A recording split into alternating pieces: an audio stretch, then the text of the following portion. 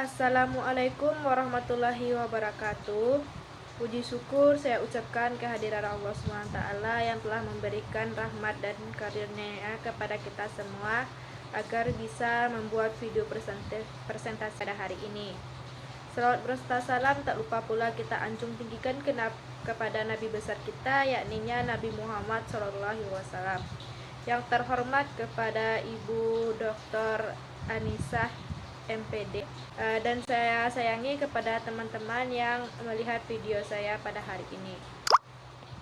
Baiklah, di sini saya tidak akan memanjangkan kata-kata mukadimah. Baiklah, saya langsung saja memasuki penjelasan materi, yaitu mengenai yang pertama, yaitu beberapa istilah tentang tujuan.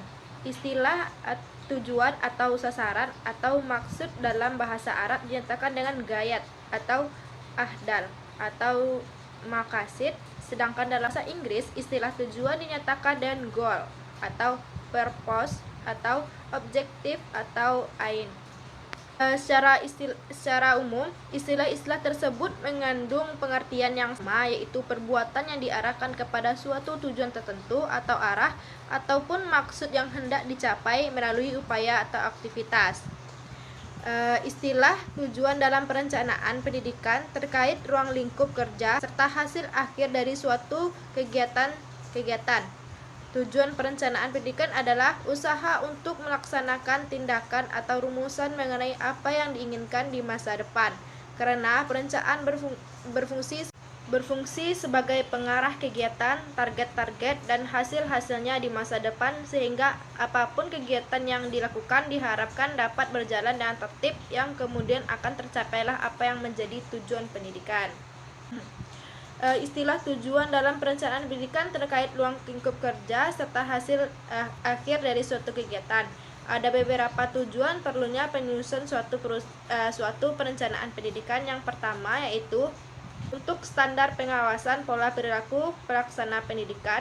Yang kedua, untuk mengetahui kapan pelaksanaan perencanaan pendidikan. Yang ketiga, untuk mengetahui siapa saja yang terlibat atau struktur organisasinya dalam pelaksanaan program atau perencanaan pendidikan.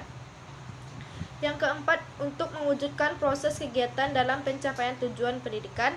Yang kelima, untuk meminimalkan terjadinya beragam kegiatan yang tidak produktif dan tidak efisien. Yang keenam, untuk memberikan gambaran secara menyeluruh atau integral dan khusus atau spesifik. Yang ketujuh, untuk menyerasikan atau memadukan beberapa sub pekerjaan dalam suatu organisasi pendidikan. Yang kedelapan yaitu untuk mengetahui beragam peluang, hambatan, tantangan, dan kesulitan yang dihadapi organisasi pendidikan. Dan yang terakhir yaitu untuk mengarahkan proses pencapaian tujuan pendidikan. Yang kedua itu langkah-langkah dalam menetapkan tujuan. Yang pertama, analisis keadaan sekarang. Yang kedua, analisis masa depan. Dan yang ketiga, analisis kesenjangan. Baiklah, materi yang pertama yaitu analisis keadaan sekarang. Analisis keadaan sekarang harus meliputi keadaan semua komponen yang menjadi titik pusat perencanaan. Dalam bidang pendidikan, melaksanakan analisis keadaan sekarang dapat dilakukan dengan menggunakan pendekatan atau berpikir sistem. Jadi, komponen yang akan dianalisis adalah semua komponen sistem pendidikan. Komponen itu misalnya peserta didik, pendidik dan tenaga kependidikan, prasarana, sarana, media dan alat bantu pembelajaran, kurikulum, keuangan yang tersedia. Semua komponen ini ditinjau dari keadaannya sekarang. Kegiatan ini berbeda dengan kegiatan diagnosis. Diagnosis bertujuan mendapatkan data tentang kelemahan serta kekurangan dari program yang sudah ada. Sedangkan analisis keadaan sekarang bertujuan untuk mengetahui keadaan apa adanya pada saat sekarang. Yang kedua yaitu analisis masa depan. Perencanaan masa depan tidak bersifat utopia. Maksudnya melihat masa depan bukan hanya sebagai model yang diperbaiki dari model yang ada sekarang, tapi masa depan dilihat dari konsep baru yang dapat berbeda dari sekedar lanjutan linear keadaan sekarang. Perencanaan masa depan tidak hanya mengandalkan analisis statistik dan proyeksi saja, melainkan lebih mengandalkan pada pengkajian ilmiah mengenai perkembangan yang diantisipasikan beserta akibat-akibatnya. Dengan memahami tentang keadaan masa depan, Perencanaan pendidikan mengetahui harapan-harapan terhadap pendidikan untuk mewujudkan masa depan yang diinginkan.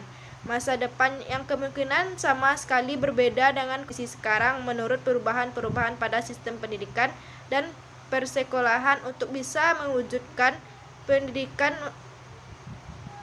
Pendidikan mempunyai peranan yang signifikan untuk membentuk masa depan yang diinginkan. Ada 4 potensi dari signifikasi pendidikan untuk masa depan. Teknik meramalkan masa depan. Yang pertama, fishbowling. Fishbowling adalah teknik untuk mengumpulkan pendapat secara kelompok dengan membagi kelompok menjadi 2 bagian. Yang kedua yaitu teknik Delphi teknik atau dalam bahasa Inggris Delphi teknik. Delphi teknik adalah metode meramalkan kejadian pada masa dating dan bukan dipakai untuk merencanakannya. Metode ini memberikan kesempatan kepada para ahli tenaga pengaruh atau dominasi dari anggota-anggota kelompok yang lain. Yang ketiga, brainstorming. Brainstorming adalah cara untuk menstimulasi peserta dalam mengeluarkan ide-ide dan memberikan kemudahan untuk mengutarakan pendapat tersebut. Oleh karena itu, dalam brainstorming, hendaklah dihindari adanya kritik yang menyebabkan peserta tidak merasa aman untuk mengeluarkan pendapat. Teknik Keysort. Teknik Keysort biasanya dipakai untuk menetapkan urutan prioritas problem ditulis atau dibacakan dan alternatif pemecahan yang sebelumnya telah dituliskan dalam kartu-kartu kecil. Kartu kecil ini dibagikan dan peserta diminta untuk merangking kartu itu menurut pertimbangannya. Dan teknik yang terakhir yaitu simulasi. Simulasi adalah tiruan atau model dari suatu yang dibayangkan terjadi. Analisis yang terakhir itu analisis kesenjangan. Penentuan kesenjangan antara keadaan sekarang dan keadaan yang diinginkan merupakan tahap yang tidak mudah dilakukan dalam perencanaan.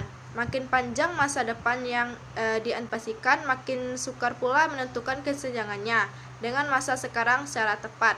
Hal ini disebabkan sukanya meramalkan keadaan masa depan karena variabelnya tidak selalu dapat dibayangkan secara tuntas.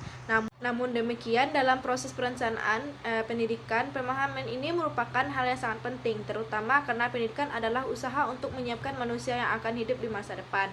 Itulah yang dapat saya jelaskan. Kalau ada salah dan jangkalnya, saya mohon maaf. Saya tutup dengan membaca. Wassalamualaikum warahmatullahi wabarakatuh.